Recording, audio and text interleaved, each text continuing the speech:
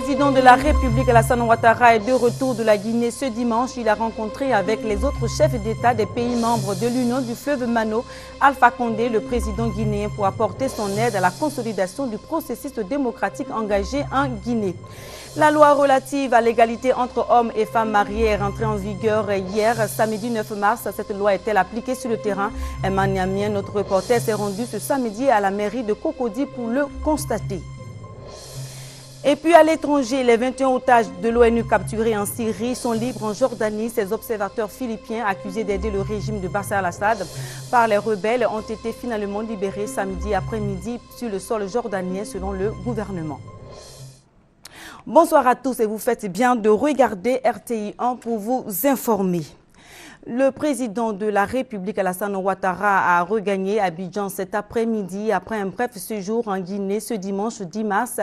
C'est à 19h10 que son avion en provenance de Conakry a atterri à l'aéroport de Port-Boué. À sa descente d'avion, le président Alassane Ouattara a été accueilli par le premier ministre Daniel Kablan-Duncan.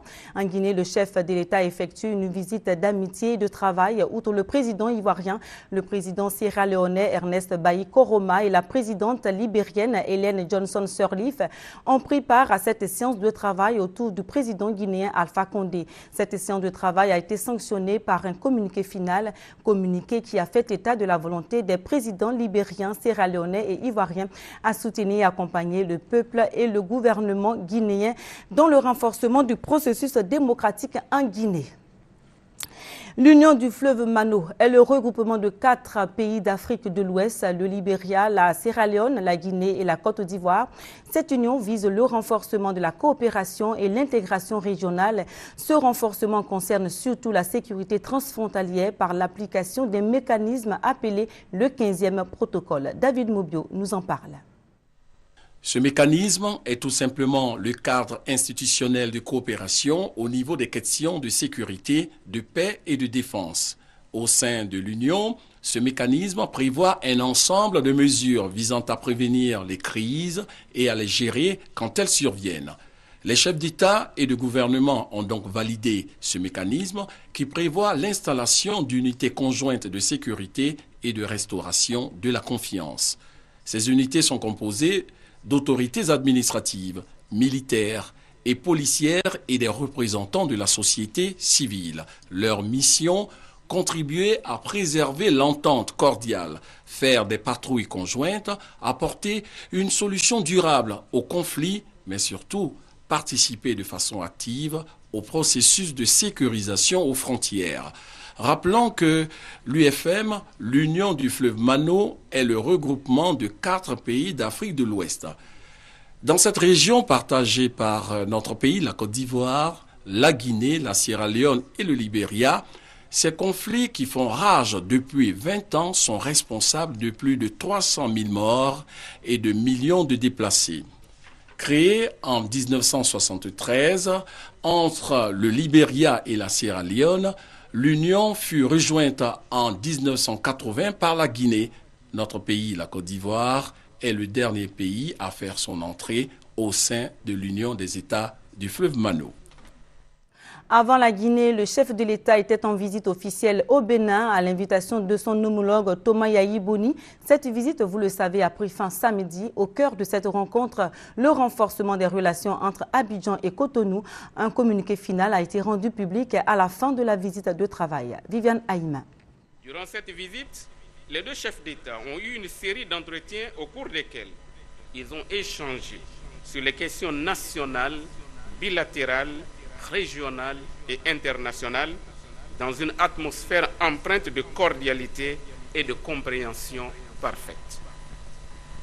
Les deux chefs d'État se sont félicités des conditions d'hospitalité et de mesures de sécurité dont bénéficient leurs ressortissants résidant sur leur territoire respectif et ont exhorté ces communautés à continuer à vivre en bonne intelligence avec leurs hôtes et à observer un comportement exemplaire dans leur pays d'accueil. S'agissant de ces compatriotes vivant au Bénin, notamment ceux qui s'y sont installés après les événements post-électoraux survenus en Côte d'Ivoire, le président ivoirien les a invités à regagner leur pays où ils seront accueillis en toute dignité et en toute sécurité. À cet effet, le président Alassane Ouattara a fait part au chef de l'État béninois des mesures qu'il a prises dans le cadre de la réconciliation et des réformes qu'il a entreprises en vue de la sécurisation et de la reconstruction du pays depuis son accession à la magistrature suprême. Le président ivoirien a partagé également avec son homologue béninois les efforts faits par son gouvernement pour relancer l'économie ivoirienne. Le président Boni Yayi a encouragé pour sa part son homologue ivoirien à poursuivre les efforts de réconciliation nationale pour permettre à tous les Ivoiriens de participer à l'œuvre de reconstruction nationale afin de retrouver le chemin de la prospérité. Les deux chefs d'État ont également souligné la nécessité de renforcer le cadre institutionnel de coopération entre les deux pays à travers la réactivation des travaux de la Grande Commission mixte de coopération. À cet égard, les deux chefs d'État ont convenu de saisir toutes les opportunités pour donner davantage de visibilité à leur coopération et à l'élargir à d'autres secteurs d'intérêt commun, tels que les mines, l'énergie, les infrastructures routières et ferroviaires, le tourisme, les technologies de l'information et de la communication, la sécurité et les échanges d'expériences au niveau des différents corps de métier, tout en renforçant les mécanismes de suivi à travers des évaluations périodiques. En ce qui concerne la coopération énergétique entre les deux pays, les deux chefs d'État ont salué la solidarité qui préside aux efforts visant à assurer un meilleur approvisionnement du Bénin en énergie électrique. S'agissant des infrastructures routières et ferroviaires, ils ont reconnu la nécessité d'accélérer la réalisation des projets de construction du corridor Abidjan-Lagos, passant par Cotonou, ainsi que le projet de la boucle ferroviaire Abidjan, Ouagadougou, Niamey, Gaïa, Parakou, Cotonou. Nous restons au Bénin et avec Viviane Aïmen, allons à Porto Novo pour parler de cette grande rencontre que les présidents ivoiriens et béninois et leurs épouses ont eu le vendredi dernier avec les femmes béninoises bénéficiaires de microcrédits. Après cette cérémonie, ces personnalités se sont rendues au centre Songhai, un centre de recherche agricole. La première journée de cette visite d'État au Bénin du chef de l'État ivoirien, le président Alassane Ouattara, ce vendredi 8 mars, journée internationale de la femme, a été consacrée à la célébration de cette journée. Après la cérémonie officielle qui a été organisée au Palais des Congrès de Cotonou et à laquelle ont assisté le président de la République Alassane Ouattara et son épouse, aux côtés du chef de l'État béninois et son épouse, le couple présidentiel ivoirien était invité à une autre rencontre avec les femmes à Porto Novo, la capitale politique du Bénin. Les présidents Yayi Boni et Alassane Ouattara sont arrivés coiffés d'un même chapeau, accompagnés de leurs épouses. La cérémonie consistait en une rencontre avec le réseau des femmes bénéficiaires du programme de microcrédit aux plus pauvres qui tenaient à dire merci au président Yayi Boni pour ce soutien qui leur permet de se prendre désormais en charge. Ce programme de microcrédit lancé par le gouvernement béninois enregistre à ce jour 1 300 000 bénéficiaires. Le gouvernement compte atteindre 2 millions de bénéficiaires à l'horizon 2015, a expliqué la ministre de la Microfinance et de la Promotion de l'Emploi des Jeunes et des Femmes, Madame Sofiat Onifade Babamoussa. En ce jour de célébration de la Journée internationale de la femme, cette cérémonie était pour ces femmes bénéficiaires de cette aide du gouvernement un moment de réjouissance. Les deux premières dames, Madame Chantal de Souza Yayi et Dominique Ouattara, n'ont pas résisté à l'envie d'esquisser quelques pas de danse avec leurs sœurs de Porto Novo.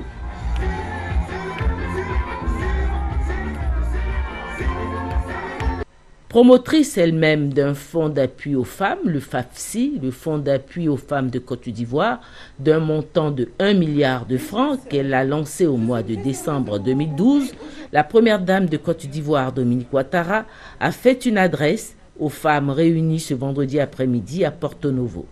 Mes chères sœurs, je suis très heureuse de vous rencontrer aujourd'hui et d'échanger avec vous en ce 8 mars, jour spécial dédié à toutes les femmes. Je voudrais à travers ces mots vous rendre un hommage bien mérité, car au Bénin comme en Côte d'Ivoire, nos femmes sont dynamiques, intelligentes, belles et courageuses. Parce qu'aujourd'hui c'est notre jour, ma sœur Chantal et moi-même sommes particulièrement honorés de la présence à nos côtés en cette journée de la femme de deux grands hommes, nos chers époux, le président Thomas Yahi Boni, président de la République du Bénin, et mon cher époux, le président Alassane Ouattara, président de la République de Côte d'Ivoire. C'est le lieu de les remercier, car ils sont les plus grands défenseurs et les plus grands avocats des femmes. Je vous demande de les applaudir bien fort.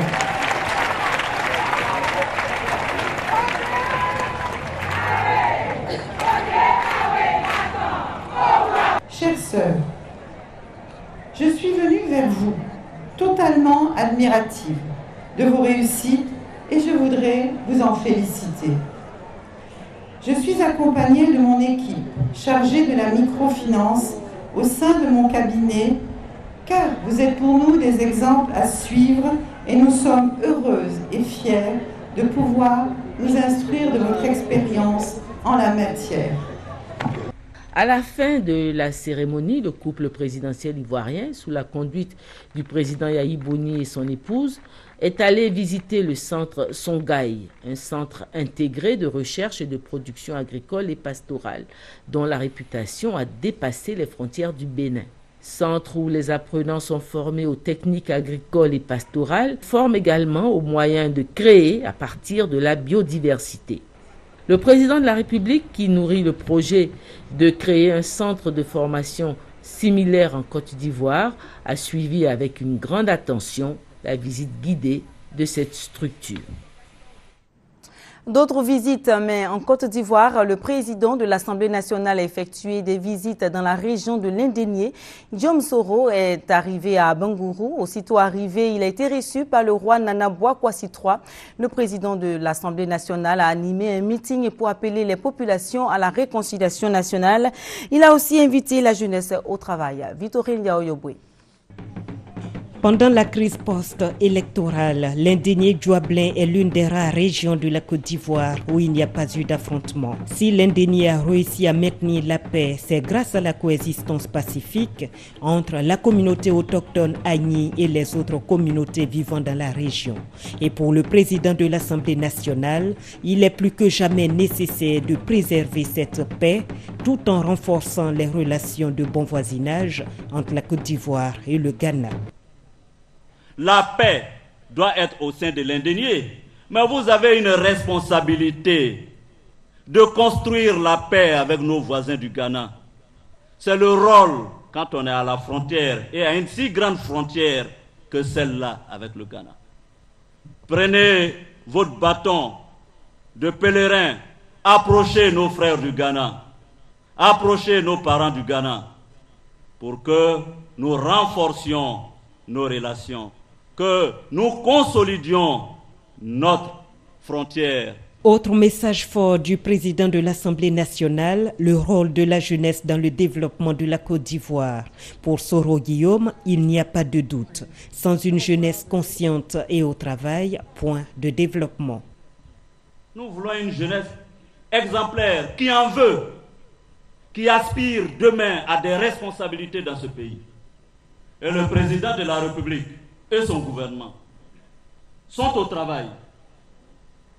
Et je suis convaincu que très bientôt, nous allons commencer à récolter les fruits du labeur de ce travail que nous sommes en train de mener. Devant le roi de l'Indénié, Nana Bouakwasi III, le président de l'Assemblée nationale et le ministre d'État, ministre de l'Intérieur, Ahmed Bakayoko, ont affirmé que rien ne les divise comme on veut le faire croire. C'est à cette union et à cette solidarité qu'ils invitent tous les fils du pays. En témoigne la grande mobilisation des parlementaires, des cadres et de l'ensemble de la population Agni à la cour royale d'Abengourou ce samedi. Occasion pour exprimer quelques attentes des populations. L'espoir fait vivre, a-t-on coutume de dire. Espoir de voir enfin notre calvaire prendre fin avec le bitumage de notre route nationale à Zopé, à Niémilekro. Espoir de voir notre Abangourou être doté d'une université.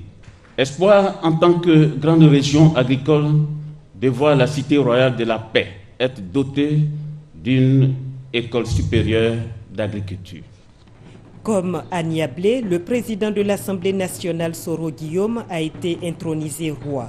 Il a été baptisé Nana Amoa Kondié comme le premier député d'Abengourou.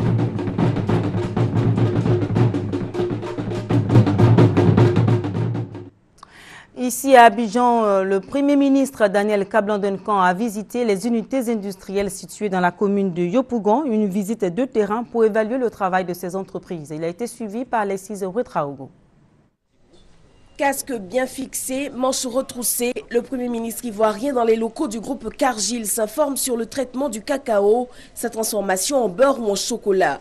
Le groupe qu'il a récemment reçu en audience et la primature produit près de 350 000 tonnes de chocolat, un chiffre qu'il entend d'ailleurs augmenter.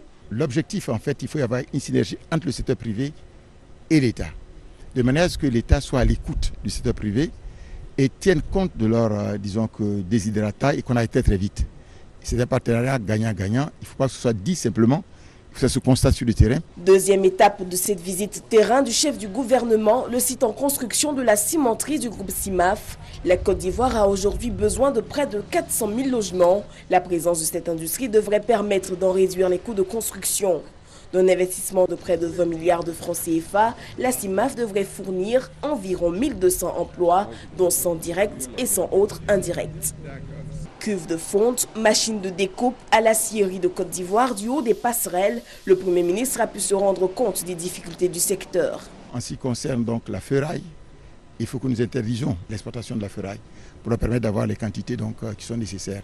J'ai cru comprendre qu'ils sont à 60 000 tonnes, qui pourraient passer même à 120 000 tonnes, sous réserve qu'ils aient la matière première dans ce domaine.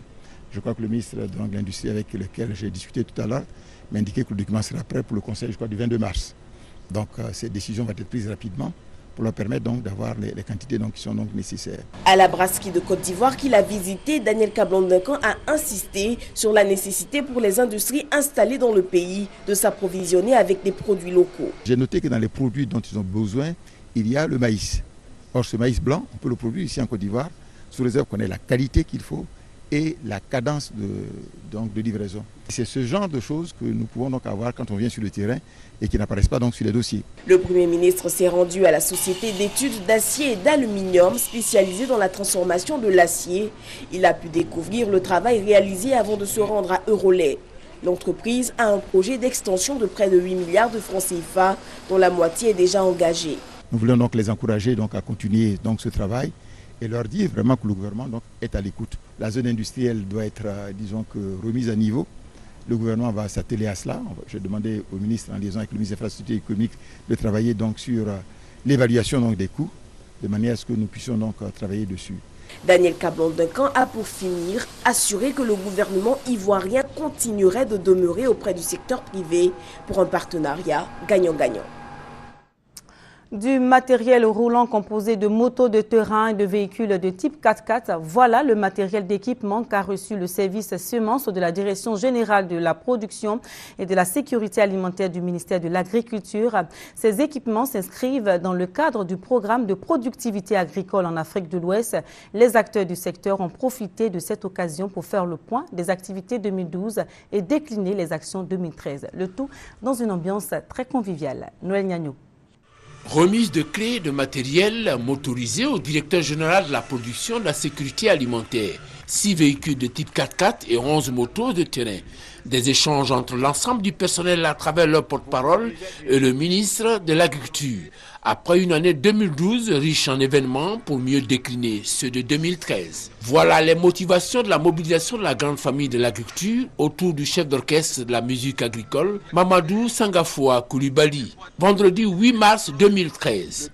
4 temps forts sont à souligner pour les actions 2012. Les journées de l'administration agricole délocalisée dans le sud-ouest. La mobilisation des bailleurs de fonds autour du PENIA, Programme national d'investissement agricole, l'ouverture de la campagne test après la réforme de la filière café-cacao, la tenue en terre ivoirienne de la première conférence mondiale du cacao. Ces semis de 2012 annoncent une année 2013 prometteuse. Tenez, en février déjà, signature de la convention avec Louis-Dreyfus Commodity sur le riz.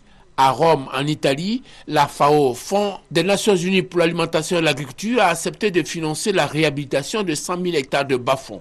Pour la suite des actions 2013, Mamadou Sangafoua Koulibaly les décline en 4 temps. Il nous faut à présent mettre en place les organes de gouvernance du PNIA. En second lieu, j'aimerais évoquer la stratégie nationale de développement de la riziculture. En troisième lieu, la réforme de la filière café-cacao. Je demande au Conseil du café-cacao de communiquer suffisamment sur cette réforme. Tout cet ensemble d'actions nécessite une chose essentielle, l'amélioration de la gouvernance du secteur agricole. L'un des challenges à relever par le ministère de l'Agriculture en 2013, assurer la sécurité alimentaire. C'est tout le sens des dotations en équipement motorisé. Un appui pour améliorer l'efficacité des actions du ministère sur le terrain. Maintenant, le deuxième titre de ce journal, la loi relative à l'égalité entre hommes et femmes mariés est entrée en vigueur hier samedi 9 mars. Cette loi a été promulguée par le président de la République depuis le 25 janvier 2013. Le ministre d'État, ministre de l'Intérieur et de la Sécurité a donc pris un télégramme officiel et une circulaire à destination des préfets, sous-préfets et maires depuis le vendredi dernier pour que cette loi soit appliquée. Emma Niamé, notre reporter, s'est rendu donc ce samedi à la mairie de Cocody pour constater l'entrée en vigueur de la loi. L'article 58 nouveau, la famille est gérée conjointement par les époux dans l'intérêt du ménage et des enfants. Désormais, les conjoints qui s'engagent dans le mariage devront respecter cette loi qui crée l'égalité entre l'homme et la femme. L'homme n'est plus seul chef de famille comme le stipulait l'article 53 ancien relatif au mariage. Les décisions concernant le foyer vont donc se prendre de façon collégiale. Ainsi en a décidé le législateur. Depuis ce samedi 9 mars, cette loi promulguée par le président de la République le 25 janvier 2013 est rentrée en vigueur. Mais pour les nouveaux mariés, cette disposition nouvelle n'entache en rien le fonctionnement du foyer. Rien ne change. Tout dépend du couple. Tout se passe entre monsieur et madame. C'est eux qui doivent gérer leur quotidien. Pour s'assurer de l'effectivité de son application après la prise de télégramme officiel et de lettres circulaires le vendredi 8 mars par le ministre d'État, ministre de l'Intérieur et de la Sécurité à destination des préfets, sous-préfets et maires, une équipe du comité interministériel chargé du suivi de l'application de cette loi s'est rendue à l'hôtel du district de Cocody. La meilleure application d'une loi sur le mariage, c'est dans les mairies, dans les sous-préfectures. Et donc aujourd'hui, nous sommes à la mairie de Cocody où effectivement la loi est appliquée. Après Cocody, ce comité se rendra dans d'autres communes du district d'Abidjan et certaines localités de la Côte d'Ivoire pour s'assurer de son application effective sur le terrain. Dans un autre registre, le contrôle des véhicules sans pièces a repris à Abidjan. Plusieurs opérations sont prévues par semaine dans la ville par la police nationale. Le but, sécuriser les routes en mettant fin à l'anarchie. 3 mois après l'annonce du ministre d'État, ministre de l'Intérieur Ahmed Bakayoko, de mettre fin au désordre dans le milieu. Abou Sanogo. Depuis 3 semaines, les Abidjanais font face à ces contrôles. Au moins une fois par semaine et dans des endroits différents, la police vérifie que des conducteurs ont bien leurs pièces, à savoir le permis de conduire, l'assurance pour la voiture, la vignette ou encore la visite technique. Objectif, mettre fin à l'anarchie sur les routes. Selon la police, au moins un accident mortel surviendrait dans la capitale économique tous les jours. La dernière opération a eu lieu mardi. Bilan. On a eu 186 véhicules qui ont été mis en fourrière. Et au niveau des contraventions, on a enregistré 227. On sent une régression en ce qui concerne les fourrières de contravention. Encourageant, mais il reste encore du travail. Ce genre de véhicule ne répond visiblement pas aux normes de sécurité. Le conducteur est arrêté. Mais après un bref échange avec la police, il a pu repartir sans contravention. Et des véhicules de ce genre, il y en a des centaines dans la ville. Et beaucoup sont des taxis. Des usagers montent dans ces véhicules avec la peur au ventre. On n'a pas de moyens de déplacement. Qu'on le veuille ou pas, on est obligé d'emprunter ces voitures-là. Mais même si on a peur, on n'a pas d'autre occasion, on n'a pas d'autres moyens. Qu'est-ce qu'on fait? La peur chez les usagers, chez les professionnels, la colère. Ces taxis qui ne payent pas leurs pièces constituent une concurrence déloyale. Nous payons pour nos taxis compteurs pas moins de 487 000 francs de papier administratif par an. Et nous ne pouvons pas comprendre que quelqu'un qui ne paye que 20 000 à 25 000 francs par an à l'État ait les mêmes prérogatives que nous. C'est une concurrence déloyale. La mise hors circuit de ces véhicules sans pièces intéresse officiellement tout le monde. Mais il reste encore beaucoup à faire. Un autre contrôle qui a été très fructueux par la police, 600 grammes de cocaïne détectés dans l'estomac des Nigériens en provenance du Brésil à l'aéroport Félix Houphouët-Boigny d'Abidjan. Ce dernier avait caché dans son estomac 30 boulettes de cette drogue destinée à l'alimentation du marché ivoirien. Il a été appréhendé par la police des stupéfiants. Abou Sanogo pour des détails. Il s'agit de Obi Sylvestre Nduka de nationalité nigériane dont le vol en provenance de Sao Paulo au Brésil via Dubaï Addis Abeba a atterri à l'aéroport international Félix Houphouët-Boigny aux environs de 16 heures. Informée, la police des stupéfiants et drogues met en place un dispositif à l'atterrissage de son vol. Dispositif qui permet de l'appréhender. Après un contrôle de son passeport, il est soumis à un interrogatoire, ainsi qu'une palpation de sécurité et la fouille de sa valise. Obi Sylvestre Nduka manifeste le désir de faire un besoin naturel. Et là, il rejette pour la première fois 3 boulettes de drogue, tout emballées dans du papier plastique transparent. Pesée, une boulette donne un poids de 20 grammes. Durant sa mise en observation, Obi Sylvestre Nduka rejette au total 30 boulettes de cocaïne d'un poids total de 600 grammes. La lutte contre la drogue ne peut se faire que sur collaboration de la population. C'est pourquoi nous demandons à tous les parents, s'ils ont connaissance d'un fumoir dans leur quartier, de nous saisir. Parce que nous constatons que les élèves s'adonnent de plus en plus à la consommation de drogue. Obi Sylvestre Nduka a été déféré devant les juridictions compétentes où il répondra de ses actes. Dans le reste de l'actualité concernant la situation des 21 otages de l'ONU capturés par des rebelles dans un village du sud de la Syrie, eh bien, ils ont été libérés ce samedi 9 mars dans l'après-midi en Jordanie, a déclaré le porte-parole du gouvernement. Des explications dans ce reportage. Épilogue heureux pour les 21 observateurs philippins de l'ONU enlevés mercredi en Syrie par la rébellion anti-Bachar. Membres de la force d'observation du désengagement sur le Golan, chargés depuis 1974 de surveiller le cessez-le-feu entre Israël et la Syrie, ils ont été remis samedi aux autorités jordaniennes. Un accord avait été conclu au préalable entre l'ONU et le régime syrien pour que cessent les bombardements afin qu'ils puissent être évacués. Au nom du secrétaire général, laissez-moi exprimer notre profond respect et notre gratitude à Sa Majesté le Roi, au gouvernement jordanien et aux forces armées jordaniennes. Selon l'armée syrienne libre, une première tentative de les sortir avait échoué vendredi en raison des bombardements des localités de la région par l'armée syrienne. C'est d'ailleurs pour attirer l'attention sur ces bombardements que les combattants rebelles les avaient enlevés à Jamla, exigeant le retrait des forces du régime de la zone. Ici c'est Jamla, c'est pas Israël. Israël est à 500 mètres. Si tu te prétends résistant, tu devrais diriger tes canons plus dans cette direction, 500 mètres plus loin et non contre le peuple syrien comme tu le fais, Bachar.